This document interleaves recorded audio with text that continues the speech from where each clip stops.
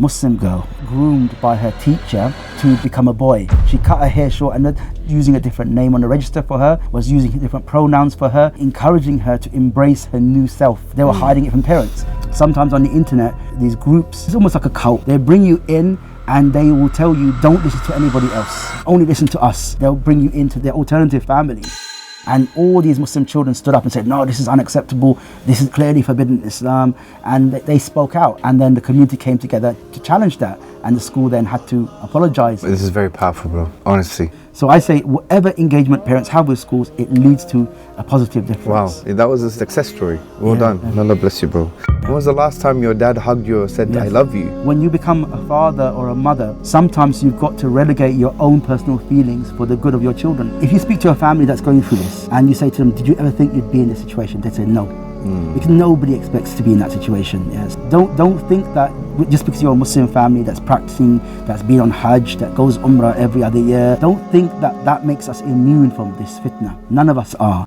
In this transformative episode, Yusuf Patel, founder of the Muslim Family Institute, shares profound insights on how to effectively counter LGBTQ+ ideology at home and in schools. He highlights the vital role of nurturing love within the family and emphasizes the urgent need for proactive engagement in shaping our children's values. Yusuf Patel, Assalamu alaikum wa rahmatullah. Jazakallah for coming. Allah bless you. I'm going to go straight into it. So, this is about RSC. It's about sexualized content in the educational space of our youth and our young ones.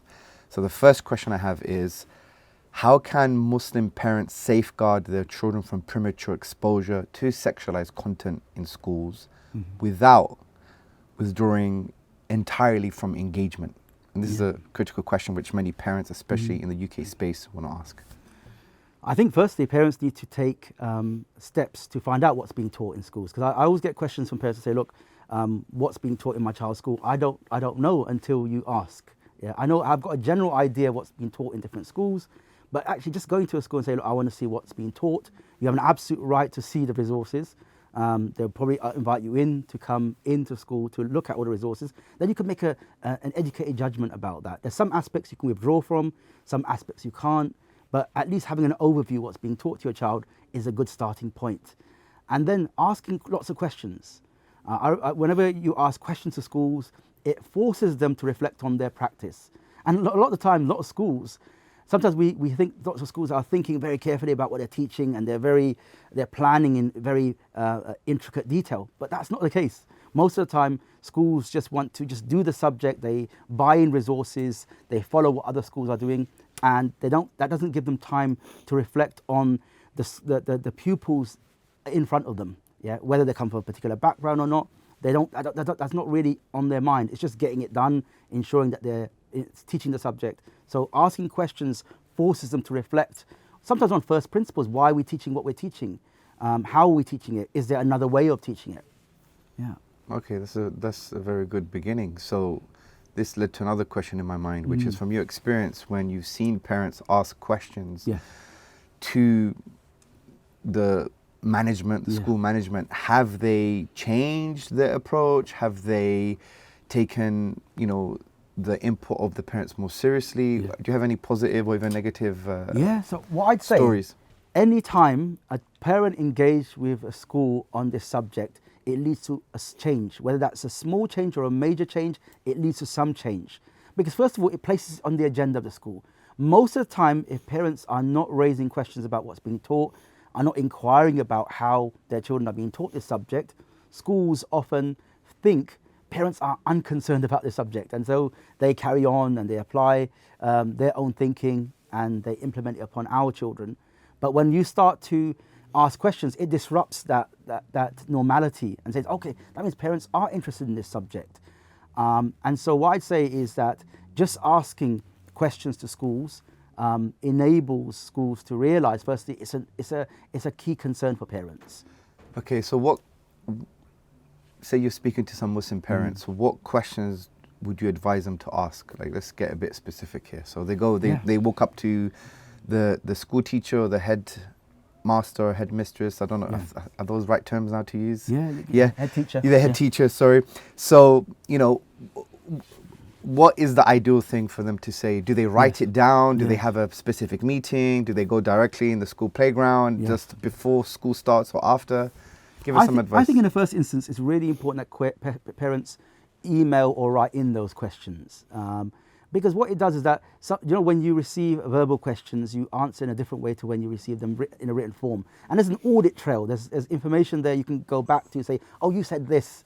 And so it's really important to ask those questions in email. So asking questions like, what do you teach? What aspects can I withdraw from? You can ask them, do you take into account the religious background of my pupils when you teach the subject? And even though the statutory guidance, the government guidance says that should be the case, most schools don't do that. Even if there's 90% Muslim children in the school, the religious background of pupils isn't even a consideration in planning teaching the subjects, even though it's meant to be. So just asking questions like that forces them to think about it. Sometimes they'll say, oh, why do I have to take into account the religious background of your pupils? And then you say, in the statutory guidance on this page, this subsection, it states that it should be taken into account.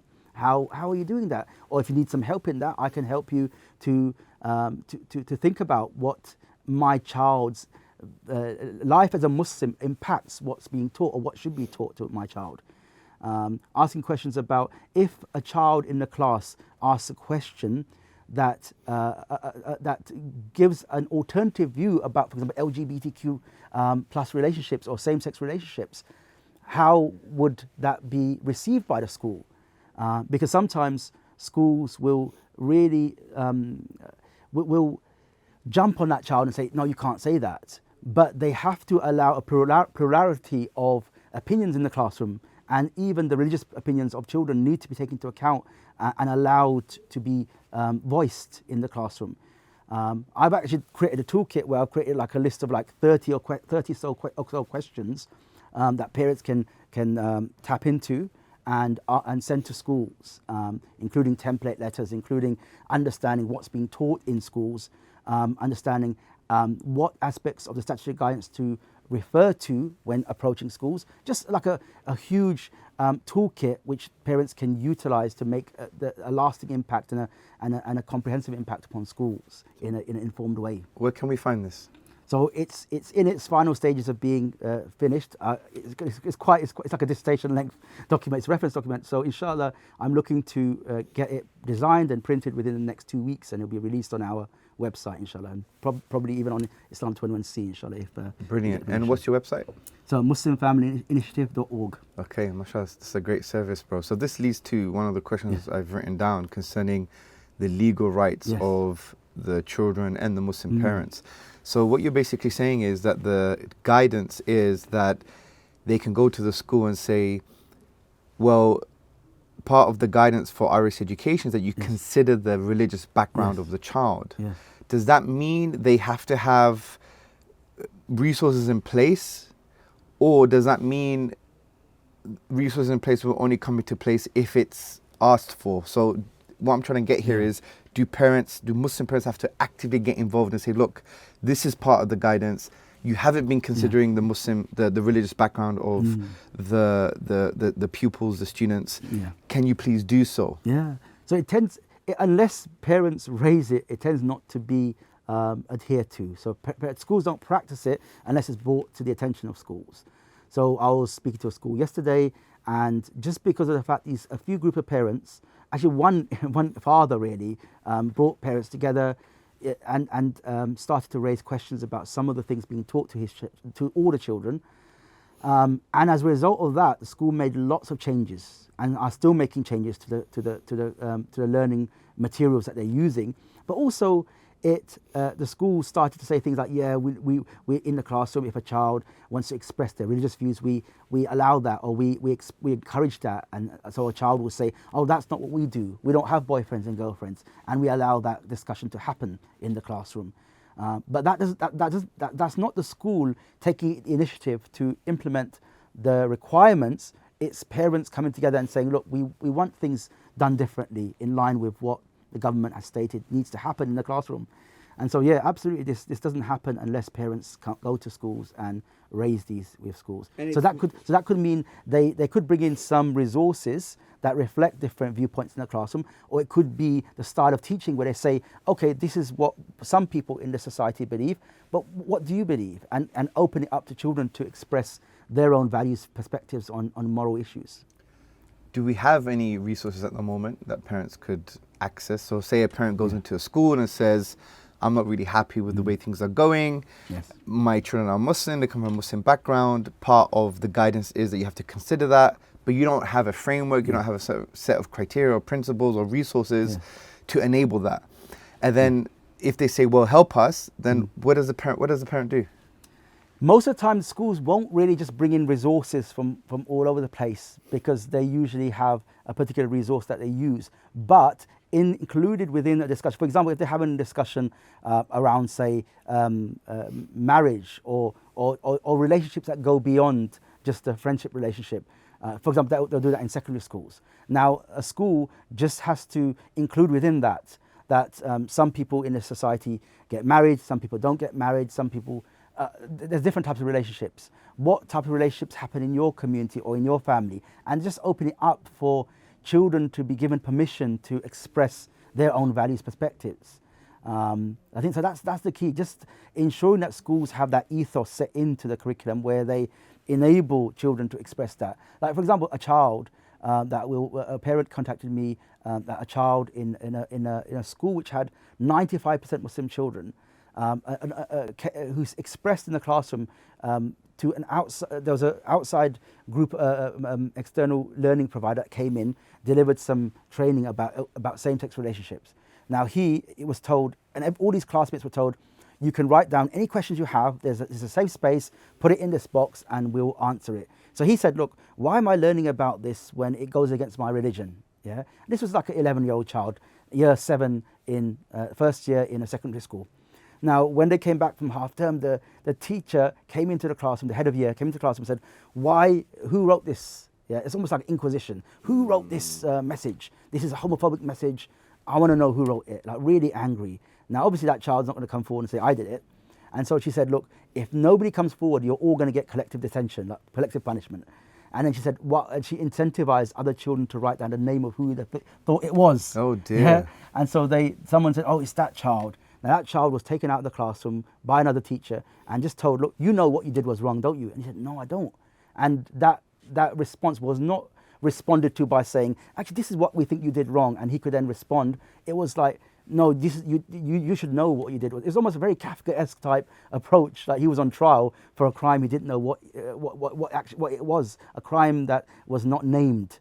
And then so when he went home, he was in tears. His mother called me, and we wrote a letter to the head teacher. Deputy head wrote back to her. Called her back immediately and said, look, I really apologize. This shouldn't have happened. And so basically she had a meeting, and then she set down some clear guidelines as to what she wanted to do to resolve the situation. For example, for her child to be given a public apology in front of her classmates, in front of his classmates, to also ensure that the policy includes a clear statement which says children can express the views that come from their religious perspective, and ensure that those teachers who did this recognize that what they did was wrong. And so she got like policy changes made as a result of this incident. And that's the problem. Sometimes these incidents happen. Sometimes parents don't raise it, or they raise it and they're just happy with an apology, which means that nothing changes in terms of policy-wise at that school, which means it can happen again to another child at that school who can be victimized. So we just say to parents, look, just engage with schools at whatever level you can. And if you do so, you can see changes. And we've got so many success stories of parents who've raised concerns. I remember one group of parents came to me and said, we're really disappointed. We've not achieved much. And I said, what do you mean you've not achieved much? I said, look, all we've achieved in our school, in our primary school, is that Stonewall was going to come in and deliver a presentation to the children. We've stopped that from happening. I said, that's a huge achievement. Yeah, that is massive. Don't think of it as a small thing. That is massive. Yeah, you've protected lots of children from this organization that will just really give their propaganda to your children. And so sometimes parents think, okay, we're going to achieve huge changes, but those small changes are incremental changes that make an impact at the end of the day on the lives of children at that school.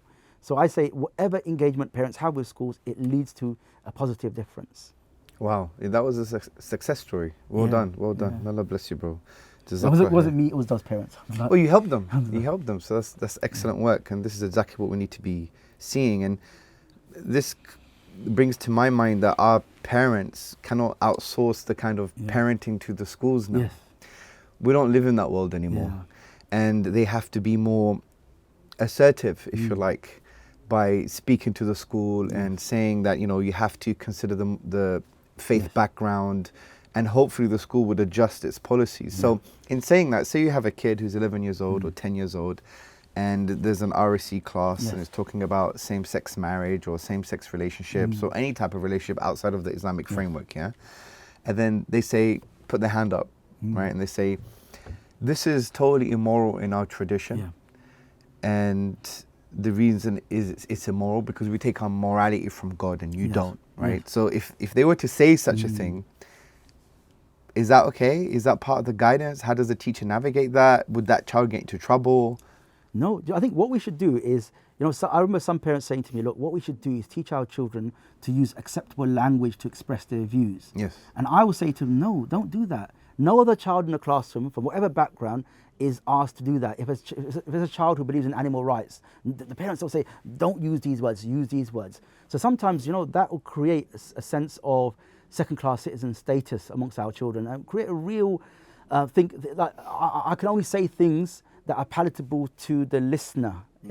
But actually, what we should do is encourage our children to express their views.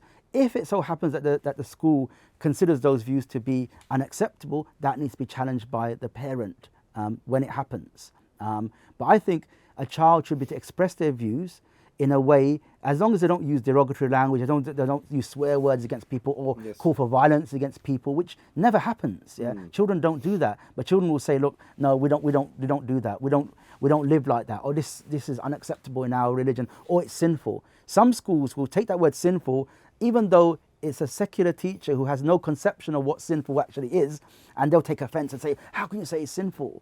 Now, it's sinful in the Islamic tradition, like it is in the Christian tradition, like it is in Judaism, like it is in a lot of other traditions. But so I think we should allow our children to express their views. I remember I was speaking to, I was looking at this research project that this teacher was talking about Prevent actually, and say Prevent has had an impact on Muslim children in the classroom to such an extent where they have to censor their views in case they get into trouble. And parents sometimes actively coach their children to say, don't say this, don't say that. Don't. Imagine the type of children we're creating or we're raising who end up thinking, I can't speak out, I can't say anything.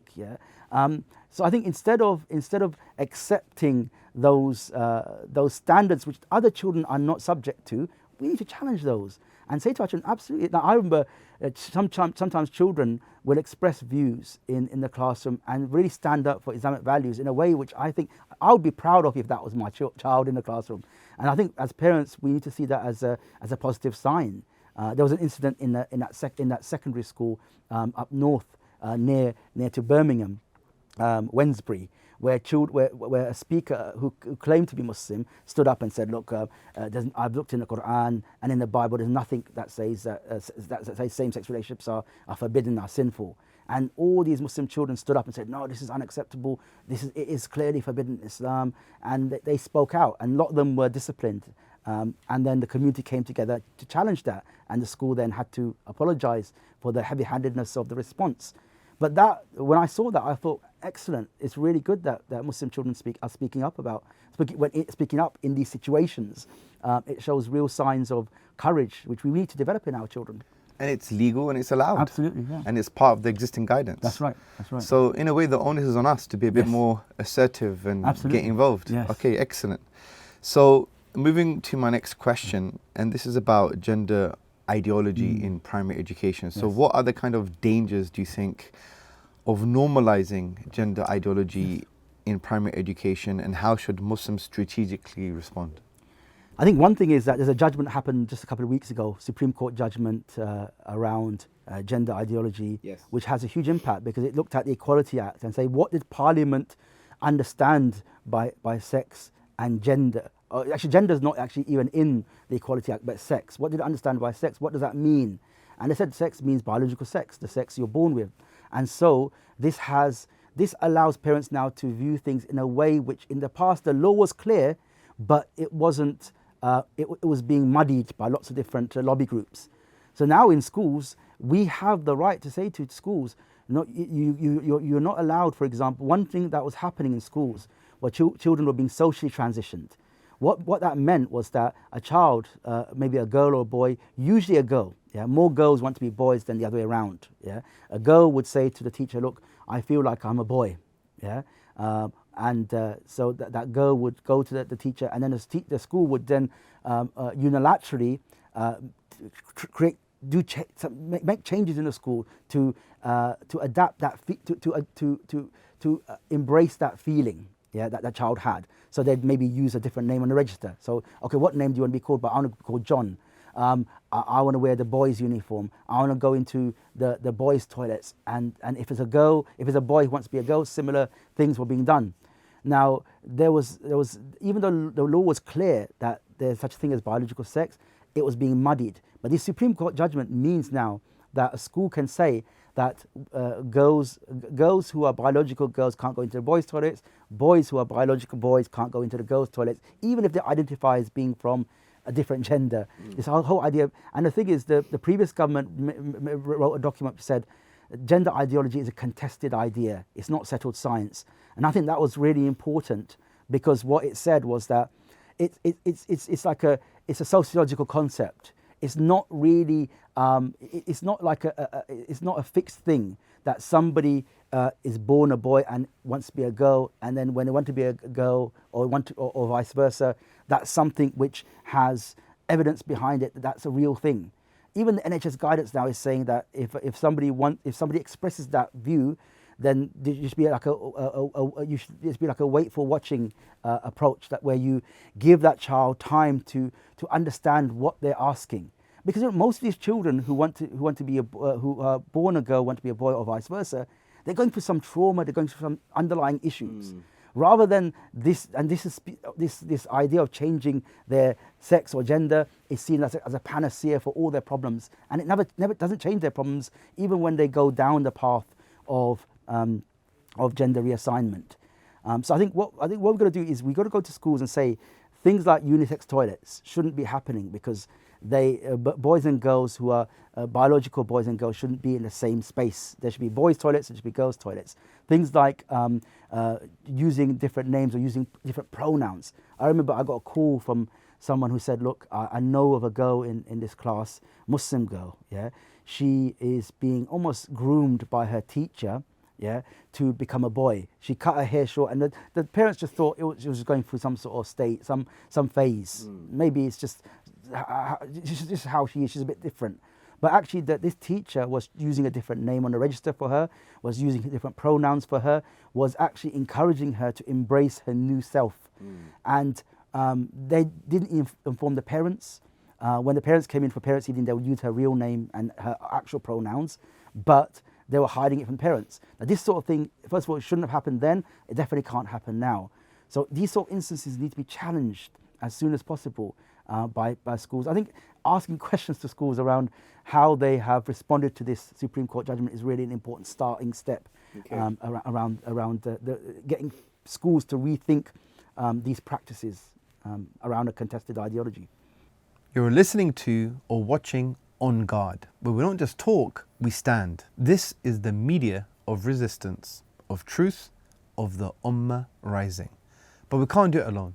If you believe in the impact that echoes beyond the screen, become a guardian. Empower the mission. Click the link below to act with purpose. And wherever you get your podcasts, look for OnGuard and subscribe. And now, back to the episode. Okay, excellent. So, obviously something happens before kids go to school, yes, right? And that's parenting. Yes. So, what would you advise parents to do with regards to the tarbiyah of their children? Yes.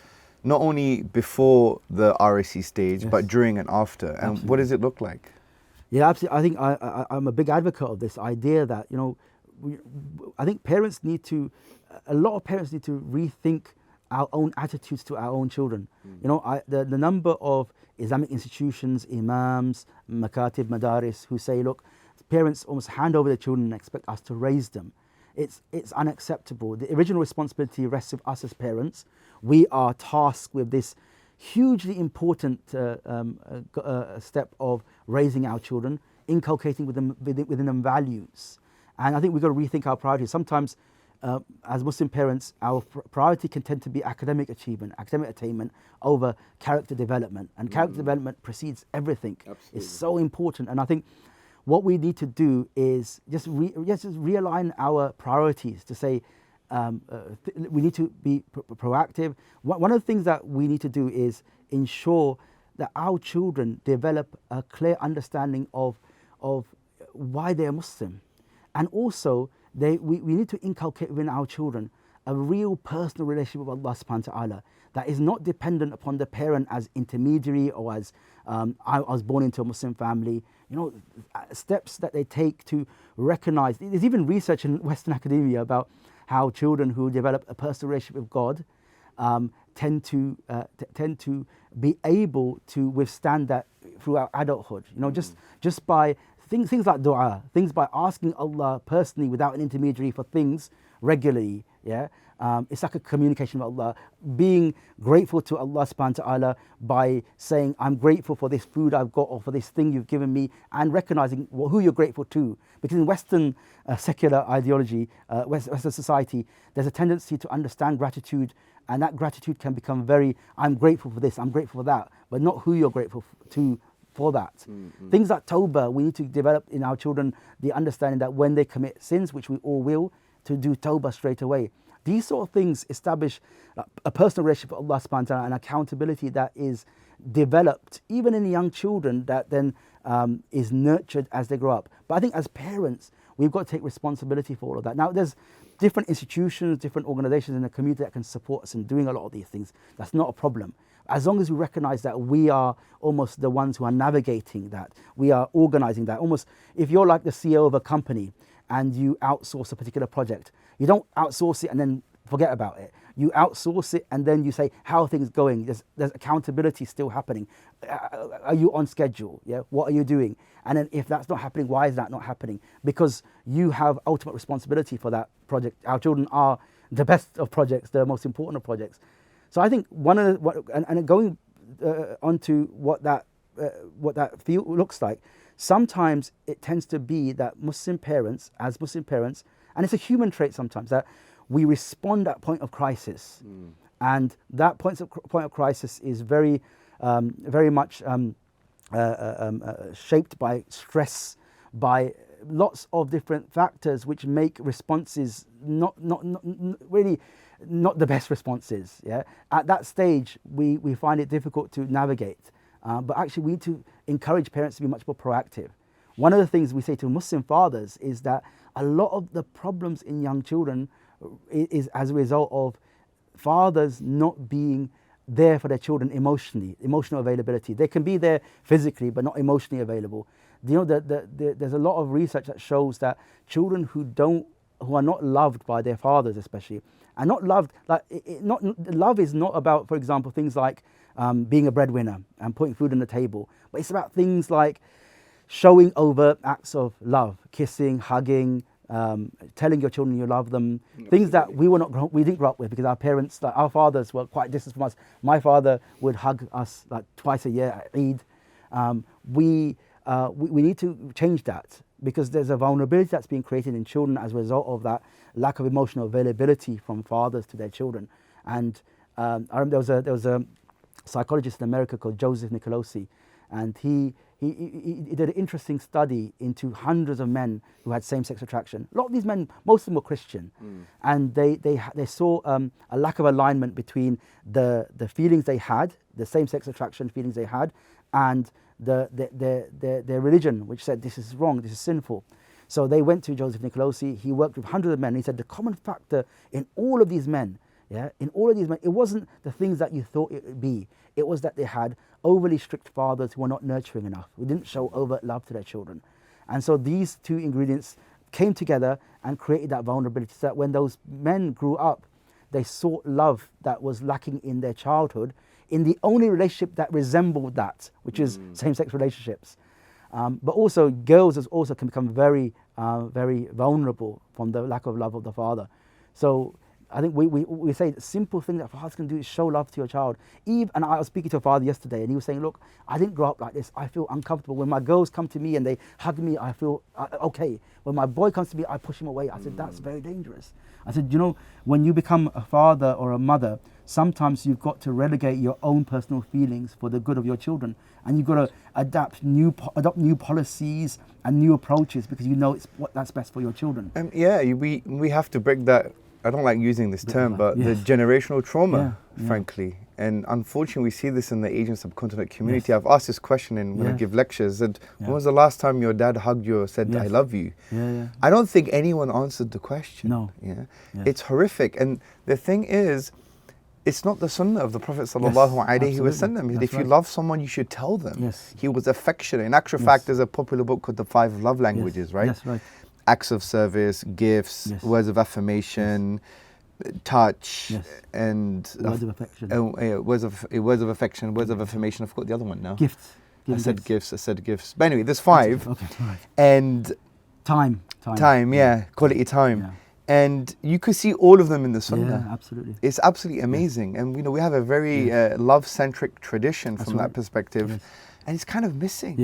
And you see that in the personalities of the people who are brought up from, unless they've dealt with it, they've done the internal tarbiyah and they've dealt with it themselves. So that's a really important point. The other thing I wanted to bring out, which I thought was very powerful, was not necessarily the values. It's kind of easy to teach values, but you mentioned a very important word, which was prioritization. Now, I want to give you an insight that I've seen, and I'm not the expert like you, but I want you to anchor off that and basically unpack it for me, So what I've seen with practicing, Allah-centric families, faith-centric families, is that they would teach their children, pray 5 times a day, worship Allah, obey Allah, love the Prophet sallallahu alaihi wasallam, all of those things. Do dhikr, make dua, supplicate to Allah, and so on and so forth. But what they do is, when the dunya comes in, they would prioritize, and there's a clash between an Islamic ethic or principle and maybe a dunya-centric or academic ethic or principle. If there is a clash, they'll prioritize the worldly one over the Islamic one. For example, you have to get an A in math, right? The guy misses Fajr, right? On purpose, say, because he's overworked because he's revising for his exam.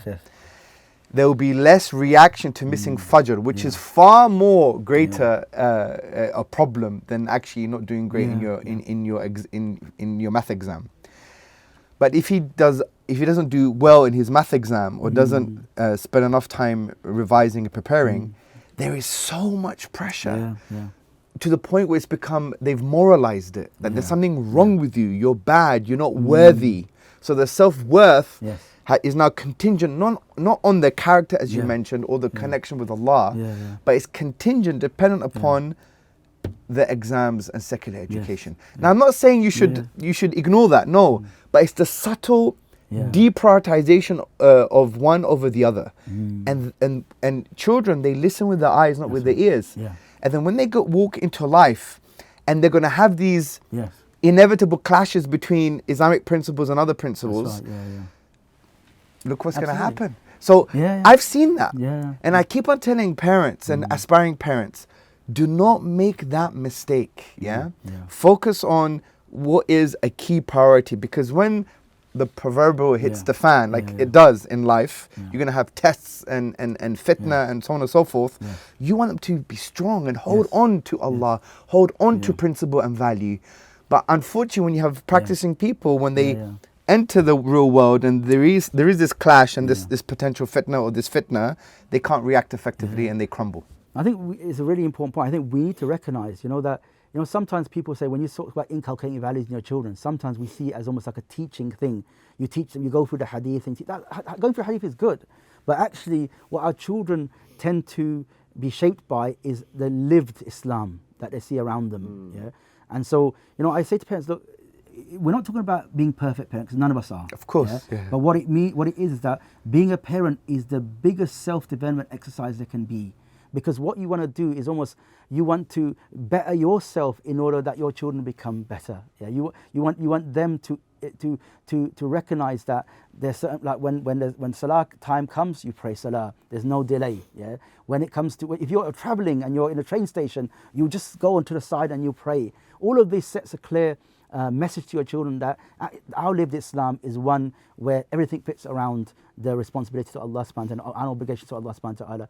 But also I think it's really, you can really see dysfunctional children being raised when they see one thing being said, another thing being done. And I think that creates a real, almost schizophrenic personality amongst our children, which actually says to them that I aspire to these values, but I live these values. And it can be definitely very dangerous. And I think it says, when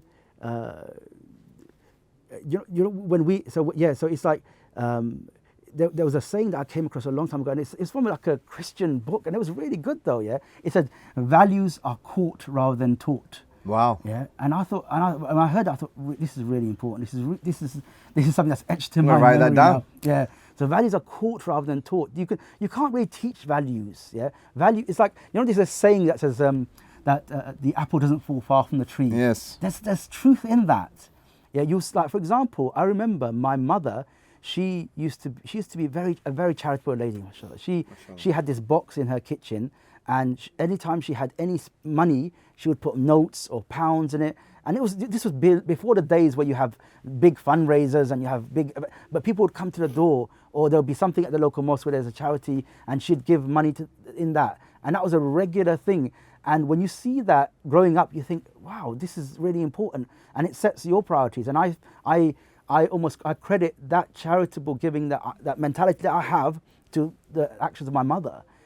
Similarly to my father was very generous in lots of things to relatives. He would, like, I remember he used to visit, and if any relative was ill, he would visit them, and not just once. Like if they were long-term sick, every week he would visit them once or twice a week, and I would go with him. And just by going, and he hadn't thought in his mind, he didn't think, I'm going to take my son because I want to show him the importance of this value.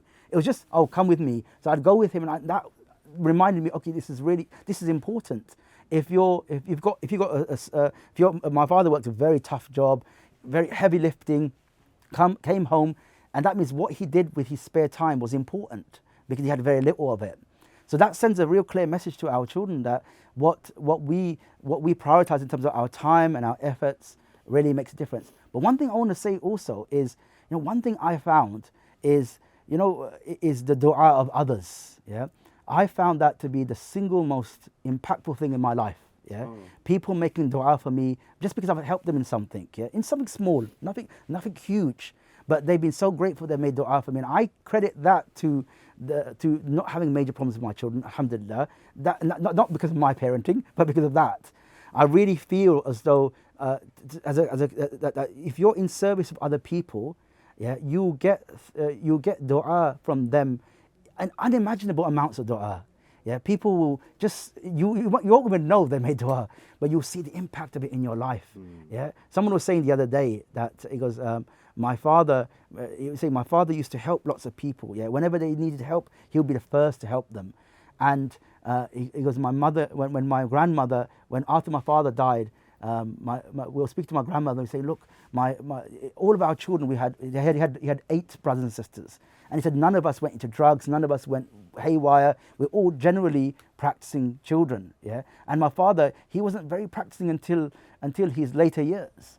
And so he goes, we don't know why we turned out like this. And their grandmother said, look, any time your father was asked for help from anybody, he would help them. SubhanAllah. And they'd make dua for them, and this is the result of that dua.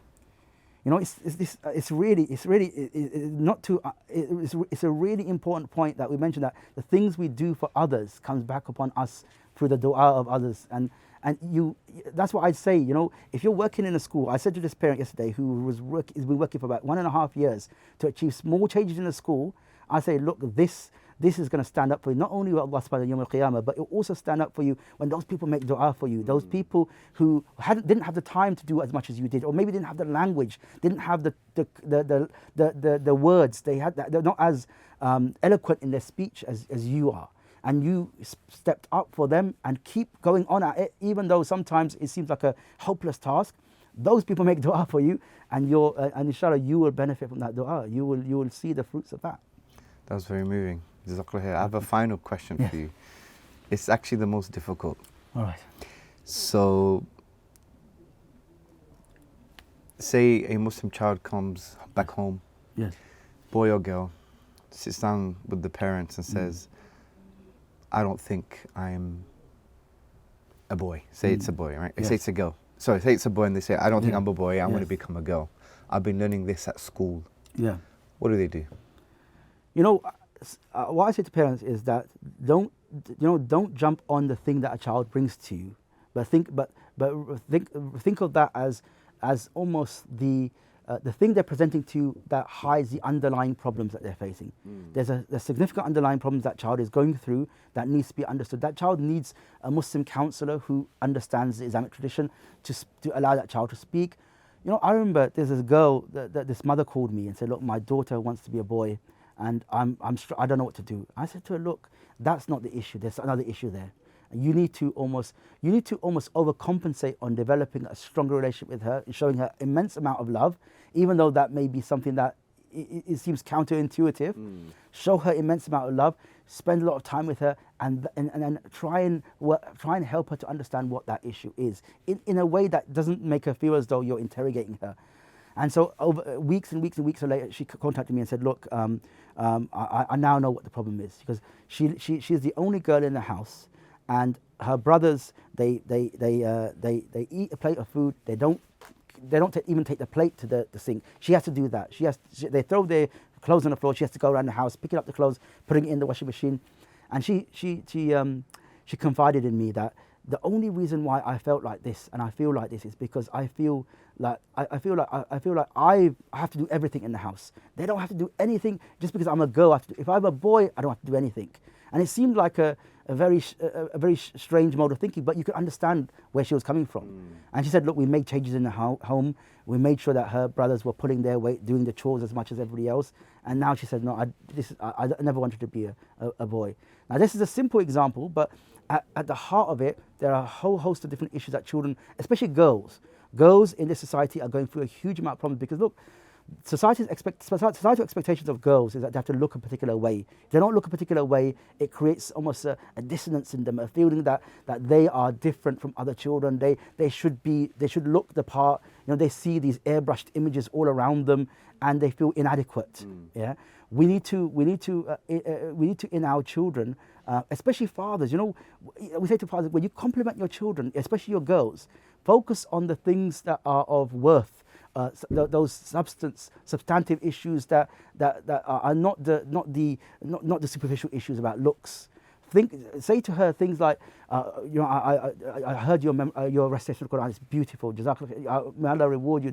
I know how much effort you're putting in. Focus on the effort and focus on substantive issues. Yeah, because the society around them, however modernized, however civilized society claims it is, it still believes that a woman's worth is in her looks. Women who look a particular way end up in getting higher promotions than those who don't. Yeah, this is the reality of the society.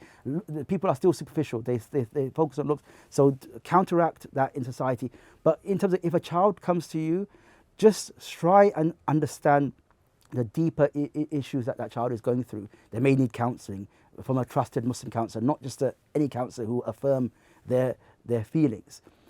Just give it time. You know, if you make something a big issue, and you place so much emphasis upon that may act as that may make it a bigger issue than it actually is. Yeah. When you focus, like for example, if you're saying to somebody, look at all the things in this room that are red. When you focus on things that are red, you can only see the red. Yeah. If you focus on the underlying issues and seeks to create changes in the home where a child feels immense love, yeah, then you can work your way around that. If there are things that are leading to her, that are affirming that position in her mind, you need to remove herself from those physical situations. If it's school, you have to consider removing her from that school. I remember a situation in America where a father had this situation, and this is a Christian family. A girl came home and said, "I want to be a boy." What he did was he sold his house, uprooted himself, and went to the ends of nowhere in America, yeah, in a place where there was no internet, no nothing, and they spent the year there, yeah, just living life in nature. And by the end of that year, that girl no longer felt that way, because not only did she feel loved, and there were changes in the family dynamic that were compensating for that feeling that I don't feel loved, but also those triggers around her that were leading to her thinking that she's a boy, they were no longer there. Yeah, like I remember I spoke to a father, and sometimes on the internet there are these groups of people, sometimes young people, who are trans identifying, and it's almost like a cult. They bring you in and they will tell you, don't listen to anybody else. Yeah, only listen to us. That person is a transphobe, and they will create an environment where you feel that this is who you are. Yeah, they'll affirm you. They'll bring you into their alternative family. And so I think we've got to think about social media. We've got to think about how our children access and consume the internet. We've got to think about what we can do to ensure our children do feel loved in the home, and they have a sense of purpose that goes beyond the materialism that's around them. This is very powerful, bro. Sure. Honestly. So what I'm getting from this is love is extremely central. Absolutely, yes. Creating a connection with, even in our context, a non-judgmental conversation and connection with our children, having lots of sabr, and sacrifice if needed. Absolutely. Where you have to get involved and maybe pull them out of the school or move house or whatever the case may be. So love, connection, patience, sacrifice. If we put these things together, then maybe we can combat what's happening in terms of these crazy ideologies. But try and preempt these before they happen. Absolutely. Yeah. So I think for most families, and if you speak to a family that's going through this, and you say to them, "Did you ever think you'd be in this situation?" They say no, because nobody expects to be in that situation. Yeah. So don't think that just because you're a Muslim family that's practicing, that's been on Hajj, that goes Umrah every other year, that has Islamic nasheeds in the background, don't think that makes us immune from this fitna. Yeah? None of us are. And so if we have this mindset that it could potentially happen in our home, that's a healthy mindset to have, because that makes sure that we take those corrective or preemptive steps to prevent them from happening in the first place, inshallah. Of course. And then have full reliance upon Allah and make immense dua to Allah subhanahu wa ta'ala. That's one thing that sometimes as parents we don't do enough of. Yeah, make immense dua for our children every opportunity you get. Yeah, and leave their guidance up to Allah subhanahu wa ta'ala, and then do what we can within the small aspect of our life that we can control, and leave everything else to Allah subhanahu wa ta'ala. This was extremely useful. Just remind everybody about your website. Yes, so it's www.muslimfamilyinitiative.org. So I'm going to repeat so everyone gets this and they can write it down: muslimfamilyinitiative.org. And you are involved in Islam 21C's new transformative campaign called Guarding Innocence, and you're going to have a central role, alhamdulillah. So how do you feel about that, and how do you feel about the future concerning different brothers, sisters, organizations coming together, working in unison to actually combat these type of crazy ideologies? I think it's really important, because this is not something that one organization can do on their own. Really, this is something that if we pull together lots of different organizations in our community that have the best interests of our children and the future generation of our community at heart, then I think we can achieve a huge amount, inshallah. So I'm really looking forward to the project, to Guarding Innocence, and to seeing, inshallah, getting high quality content on there, whether it be toolkits, infographics, whether it be videos, any other content that will be supportive of parents. And a lot of it, I think, will be very practical, usable information. We're not talking about very academic tomes or information. It's things that you can utilize and use to support your work in schools and support your work at home with your own children, inshallah. Jazakallah khair. Yusuf, may Allah bless you. Jazakallah. Assalamu alaikum. Exactly.